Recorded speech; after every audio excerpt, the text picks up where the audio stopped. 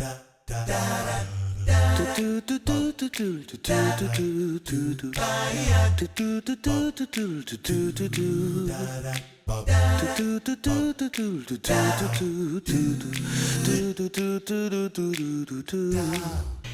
everyone, I'm Captain Logan. And I'm Vince. And I'm Brandon. And today we're going to tell you how we felt about The Lone Ranger. Vince, start us off with a quick plot summary. The Lone Ranger is essentially about a man named John Reed on a trip back from having become an official lawyer to rejoin his family, who has a history in law enforcement. And he is swept up in a plot that involves lots of death and destruction, and the railroad, and an Indian tribe. And one of the main people being Tonto. So Tonto is the big companion throughout the movie, and the movie is arguably largely focused on Tonto. So, Vince, how did you feel about The Lone Ranger? all right. Well, the The Lone Ranger made me feel like a sad rabbit in a funny hat. What? Sad rabbit in a funny hat. All right, you're going to have to explain that. The movie made me feel like Sad Rabbit in a Funny Hat. Mainly because the movie disappointed me in all of the ways that I didn't want it to. I saw the trailers, I got a little worried, and then I saw another trailer and I got really excited, and then I went to the movie and it disappointed me in more ways than I expected that it would. Now, it made me feel pretty good about some of the stuff that I thought wouldn't work. There are some things in this movie that worked that I did not expect to work.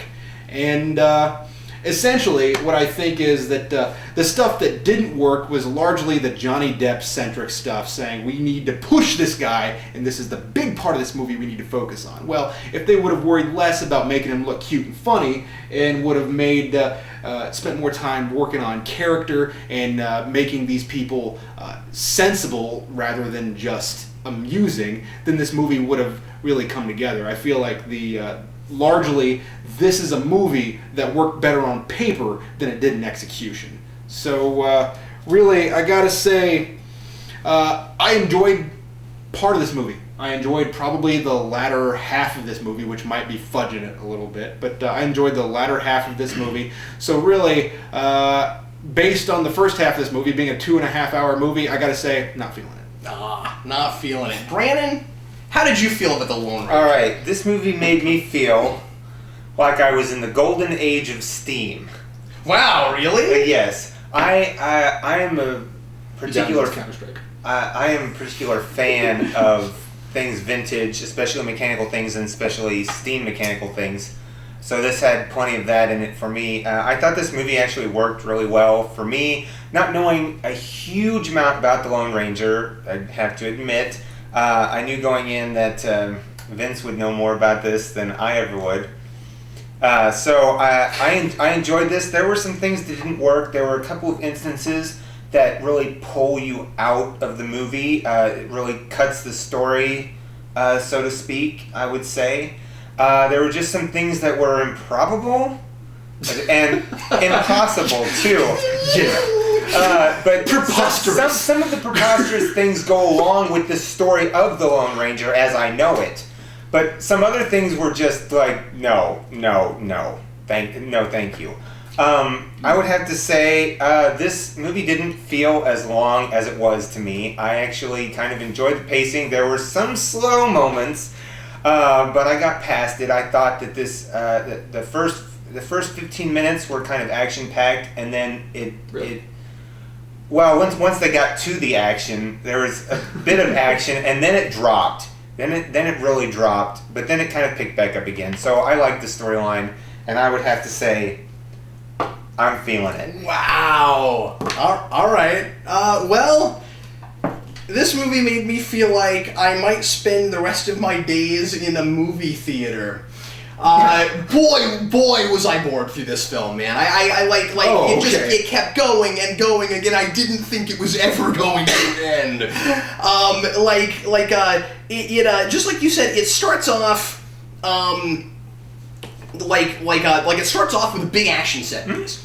And the big action set piece, is kind of what all the trailers were. I mean, like if you look at the trailers, like they were showing you the big train scene at the beginning, and that was about all you saw, you know. And then you get to the end, and the big climax is another giant train scene, and it's great. Like I really enjoyed that part, but it was not worth the 5.5 million years getting there for me. This story is not as involved and complicated as it thinks it is. It's not even kind of. And I'm really sick of the origin pictures where it's somebody you've heard of and you know a little bit about them, so it feels like it has to spend the entire time getting you there, and then they don't, and then that character doesn't become what you know until the last 5 minutes of the movie. And we had that with this, you know. We had that with Daniel Craig's first Bond movie, and like we keep doing that, and I'm just sick of it. You know, especially it being a 2.5 hour. We did not need a 2.5 hour origin film for the Lone Ranger. That's crazy. The biggest thing that drove me nuts was I didn't like the Lone Ranger. He's the main character. That's the title of the film, and I didn't like him. One thing I was somewhat impressed with is that if he's got to be that incompetent, at least the movie is aware of how incompetent he is. So it doesn't keep pretending like the main guy is like brilliant and fantastic. But the trouble was he kept getting sideswiped for Tonto, and it was almost as if the movie like expected that the audience would be fine with that. Like the movie shouldn't have been called The Lone Ranger. It should have been called Tonto. It was funny to call it Tonto and the Lone Ranger. Yeah, the Lone Ranger. Yeah, and it should have been. Yeah, it was a Johnny Depp star vehicle, and Johnny Depp gave as good of a performance as he could have. I still don't think he was the right guy for the part. I mean, like I feel like they had to cake all that white makeup on him just so that we would even kind of buy that he was. That he was an Indian, and ironically, the whole weird framework, which by the way didn't work at all. There's this whole framework of like it's later in the future, and he's telling the story to a kid in the pad. He didn't need that. It went nowhere. It was completely pointless. He looked way more like an Indian when he was 125 than when. That's about the right time frame. Yeah, when he was than when he was younger. So anyway, I'm sorry. I gotta say, man, I was not feeling it on this one. I am the odd man out. You're the odd man out. So Vince, it sounds like you're somewhat in the middle of us here. I wanted to say, I even asked, I was like, would you guys be okay if I were to just put my little sign sideways? Yeah. But, and honestly... now, you gotta come down somewhere. The first half of the movie, I think what I'm saying is I can't recommend it to people. What I'm trying to do is I'm trying to keep your best interest in mind here. Yeah. I can't recommend it to people because I feel like it's a lot to ask to sit through probably an hour and a half worth of movie to sit through an hour and a half worth of good movie. Well, one thing you said right as you were leaving was it's an hour too long. Yeah, they spend so much time establishing effectively nothing. So there's lots of time where you're just staring in the middle of nowhere. The opening scene, the bookend stuff, the idea where it's essentially Tonto telling the story of the Lone Ranger to this kid, which had some interesting like surrealness to it, but that you get throughout the rest of the movie anyway. So that should have been axed. Why? Because you add 10 minutes to the beginning of your movie establishing something that's inessential to anything. So you axe that, so you get right to the plot. As soon as we got into the Old West, I went, okay, now the movie starts. Right. Like, I would have accepted the slowness of that open. Like, I don't feel like the opening of the movie was even as slow as it was. I feel like they established a precedent that was not worth having there. But I don't think it knew what kind of a movie it wanted to be. I felt like there were like 4 different directors, man. I mean, like it felt like. I mean, like, you know, you had the scenes where it thought it was this big, preposterous, fun action romp. That was the stuff I enjoyed. That was when I was with it, man. When it got ridiculously silly, it's so weird. That's when I was with it. And I saw that in the trailers, and I was like, that's not what I want. What I want from this, I love it. I mean, like kind of silly, but like, you know, maybe take itself kind of seriously. That stuff was working for me. It actually wasn't preposterous enough throughout, because there were all these places where it wanted to be this really serious thing. It should have been a fun family film, and at points it is, and then at other points it's taking itself really seriously, and it's really like it's got some really disturbing stuff that doesn't gel with the fun, happy, crazy stuff. But I also felt that like what you were saying with the sub story, where they kept pulling you out of the story for the future stuff, the 1933 stuff. I definitely felt like that was cutting the story. Like, every time they cut, I'm like, this again? Seriously? That's one of the things that didn't work. Because I feel like all three of us throughout the movie, whenever that would come up, one of us at some point went, Brandon, let me ask you this. Do you not feel like it's a really bloated story? It is a bloated story, and The story's not bad. It's true. It's true, and I would have touched on this more, but I was keeping my things short. Yeah, no, that's... Yeah, but it is a terribly bloated story, absolutely. There's a lot of superfluous There are a lot of superfluous things, but all in all, overall, I enjoyed the movie more than I disliked those parts, and that's what I'm going for. And at some point during the movie, I literally leaned over to Cap and I said, I'm starting to like this, because it picked up steam, no pun intended. What's funny, it didn't pick up steam for me until 15 minutes before the movie was over. What's funny? I needed that big preposterous action scene at the end, which was thrilling and really engaging. And what was fun, let me say this too, what was kind of fun about that was the movie ends up ultimately, plot-wise, being way more cohesive than I thought it was going to be. Yeah. You get to the end and all of these elements come together in a gel. It is not Jonah Hex, which is what I thought it was going to be. I thought it was going to be that bad. It's not Jonah Hex bad, but like it was not worth the ride getting there. And the ride getting there was really slow. You know, it's like you get on. It's like getting on a roller coaster where you go uphill for like 2 hours and then finally you drop. Might I just say, when that train is going up the ramp backwards, it would not have been able to go that fast. Just saying. Just saying. Well, yeah, but that's okay. Like that's the thing, is that I love the preposterous stuff. I you know, do too. when it was breaking the laws of physics and going crazy, the world was working that way for me. But then it also wanted to be taken too seriously. So I don't think it never had a consistent tone. Which I was okay with. I was okay with the jumbled tone. It kept me on my edge. I was kind of like, I'm not sure where this is going, and what I thought it really added to was this mysticism that they had throughout the movie, which I knew they were going to do, and I thought I was going to hate. But I enjoyed the mysticism, the idea that there is an outside force working on these two protagonists. And I feel like the tone added to that. Really? Yeah. I gotta disagree with you. I mean, there's this kind of supernatural aspect to it, which would be okay if it was more consistent. But you got this whole business with like the Lone Ranger has experienced plenty of stuff that I would consider really clear, obviously supernatural experiences, and he has a moment where he goes total Scully, and it's like no Tonto, you're crazy, and Tonto is kind of crazy because he's played by Johnny Depp. He's playing that kind of character. I mean, this is the Willy Wonka version of Tonto. I mean, it's just the bizarre, messed up, wacky, and so like there's this moment where he's like, no, none of that is real, and I'm like, after the stuff you've experienced, I get to the end, I think he still thinks that, you know? I don't like that. There was a part of me that thinks that he's thinking that, but at the same time, he's playing into Tonto's whole sense. I just feel like anybody could have been the Lone Ranger. I don't mean the actor. The actor was fine. I just mean like Tonto could have grabbed anybody, claimed he was back from the dead, and used him as the Lone Ranger. That's true, anybody. But the spirit guy didn't choose anybody. And I just don't like that. I wanted the Lone Ranger to be a presence in his own freaking film. I want to say something here about some choices that they made. I can't tell if it was on purpose, being that it was a kind of a campy Western, but they did pull a few things that seemed straight out of the third Back to the Future movie. Well, of course you're going to say that. Well, no, but seriously, when you walked out of the theater, there was one thing that happened that was just the same thing again. Well, the movie was that long, I had to go to the bathroom, no, man.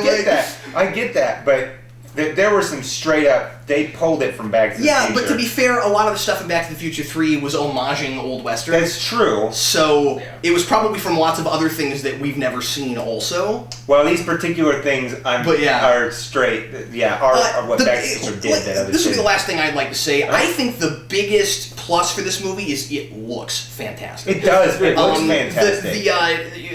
There's no reason the Lone Ranger should have to be a $225 million movie, but if it and there's no way it recoups that. I think it's going to bomb pretty bad. We went opening night and there was nobody in our theater, and I was there was maybe 15 people, including us. It was but I mean that's technically like your early show. It's crazy that. But it is a Tuesday night though. Yeah, I mean, and it was released early. I didn't know it was going to be released early until today. Yeah, that's true. Yeah. That's true. But mark my words, this is not going to do big guns. Yeah. Right. And I don't think.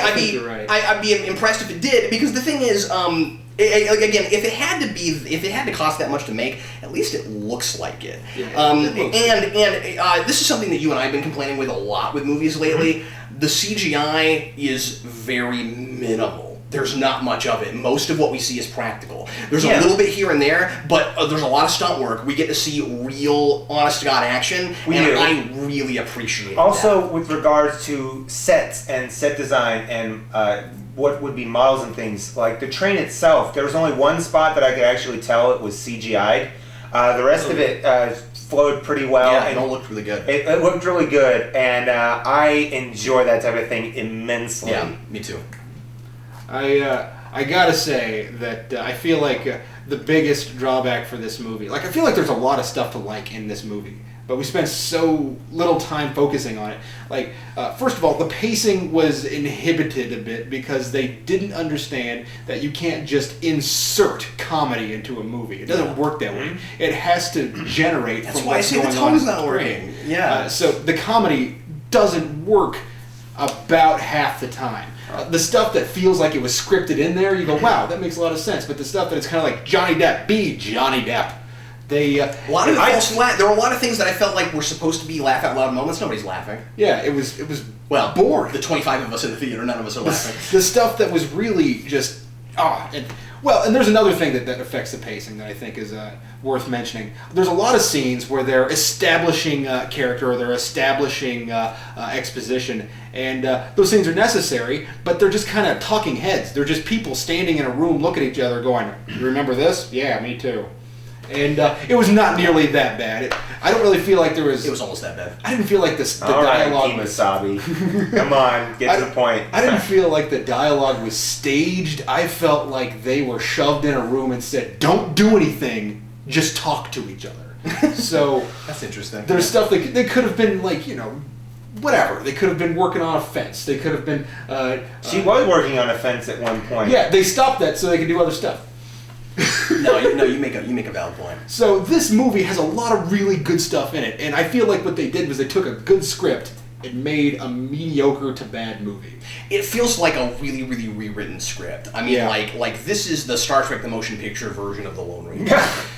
It really is. It just feels like somebody just kept script doctoring it over and over and over again until it became this bloated, crazy thing. The Lone Ranger. I can't believe that the plot holds together the way it does. The plot holds together, but the nonlinear storytelling, not working at all. Well, no. I mean, and as we discussed earlier, just the time frame when they cut to 1933, that means that Tonto's got to be like at least 110, 120. Yeah, but I mean, we're just saying that they try other nonlinear too. It's not just that. That's true. There are things where they give you something, and you're like, why do we need that right now? And then you finally see the payoff, and you're like, we didn't need that when we got it. That's so random. You could have put it in order, and we would have said, oh, okay, cool. Vince, I'm sure they won't, but would you want a sequel to this, or would you want to see a different version? I'd want to see a different version. Yeah, me too. I think this movie proves that there is something worthwhile in the Lone Ranger, but I don't think this movie encapsulates what's... The Lone Ranger is so inherently simplistic. I wanted a simpler film. The plot was kind of... Good point. It was a heightened reality, and I wouldn't say that it's convoluted. I wouldn't say the plot's super complicated. It's not, but the movie wants you to think that it's this really involved, complicated thing, yeah. Yeah. And I liked parts about it, but... I think they could have cut a lot of scenes. If they made a sequel, I don't know if it would hold together as well as this one did, which is kind of weird to say. And we probably need a completely different movie. Yeah, I would agree. Yeah, I guess there's one more really quick criticism I had that I just remembered, which is it's the Lone Ranger, and at no point do you have a bad guy with a trap door, and that's just not right. It's Lone Ranger. You're supposed to have a bad guy with a trap door that's hiding things under the trap door. Well, every episode of Lone Ranger. That should have been in the film, Vince. Did you... The small trap door. May I ask this? Oh, was there? Oh, was there? I missed it! It's not a trap door, really. Where he drops the grape into his mouth? That one?